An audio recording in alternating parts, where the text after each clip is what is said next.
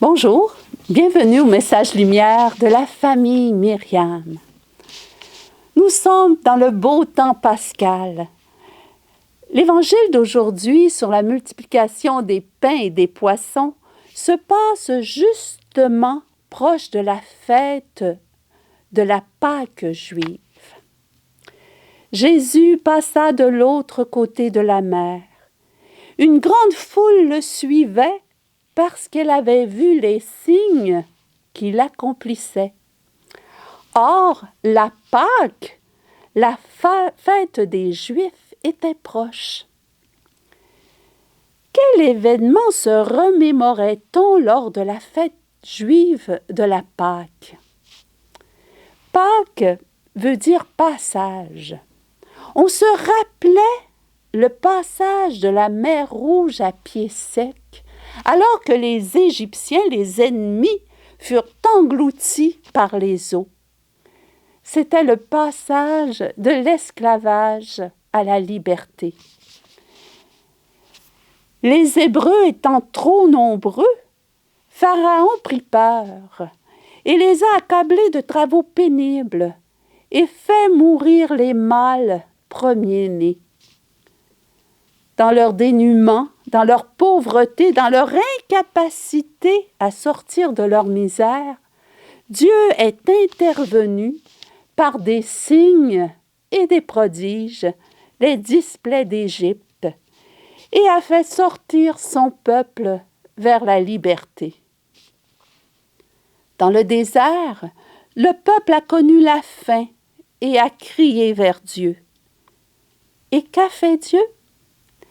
Il a donné la manne, ce pain mystérieux descendu du ciel pour nourrir ce peuple nombreux.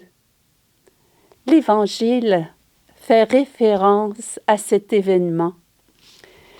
Jésus, lui, est plus grand que Moïse. Lui, le Fils de Dieu, va faire une œuvre encore plus grande.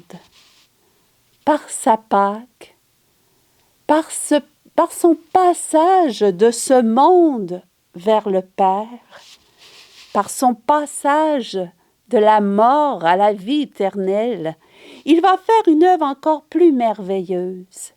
Il va nous nourrir de son corps pour soutenir notre marche dans les déserts que nous traversons ici-bas vers la terre promise, vers le royaume des cieux.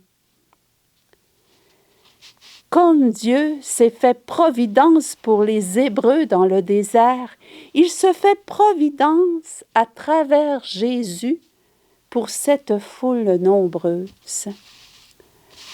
La providence, c'est Dieu qui agit dans ma vie, dans ta vie, dans notre vie pour nous sauver. Dieu sait ce dont nous avons besoin et nous le donne au fur et à mesure. Savons-nous accueillir les dons de Dieu? Expérimenter la providence de Dieu, c'est expérimenter sa miséricorde, son amour de Père pour nous. Imaginons-nous à la place de Philippe et d'André, qui étaient aux premières loges et qui ont tout vu. Il y avait 5000 hommes à nourrir. Il n'y avait pas de restaurant proche, ni d'épicerie où acheter tant de nourriture. Vouloir nourrir tant de monde, c'était pure folie. Le salaire de 200 journées ne suffirait pas pour que chacun reçoive un peu de pain. Et d'ailleurs, la bourse est vide. Jésus est fou. Oui, fou d'amour. C'est l'amour de Dieu que Jésus est venu manifester aux hommes. C'est cela une expérience de providence. Expérimenter l'amour fou de Dieu pour moi. Sœur Jeanne, notre fondatrice, nous a enseigné que pour vivre une expérience de providence, il y avait 3 conditions. La première, une nécessité, un besoin. Ensuite, faire tout ce que l'on peut, tous nos efforts. Et finalement, tendre la main vers notre Père du ciel. Dans ce texte de Saint Jean, la nécessité consiste en la fin de cette foule qui suivait Jésus depuis plusieurs heures. Mais il y avait impossibilité à les nourrir, même si on faisait tout ce que l'on pouvait. En effet, qu'est-ce que 5 pains d'orge et 2 poissons pour tant de monde? Pourtant, Jésus se contente de ce pauvre tribut. Le Seigneur prend ce qu'on lui donne et c'est avec ça, ce peu, qu'il fait merveille. Jésus se tourne vers le Père et le remercie d'avance de ce qu'il fera. Ô merveille!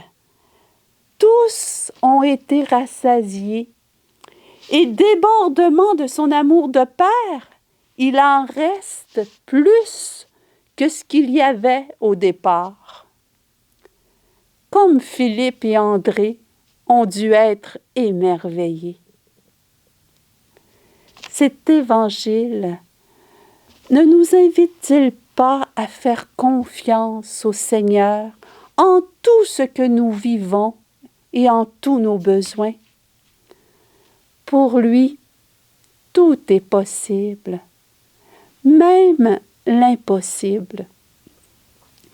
Jésus, j'ai confiance en toi. Merci d'être là et d'agir dans ma vie. Joyeux temps pascal. Au revoir et à la prochaine.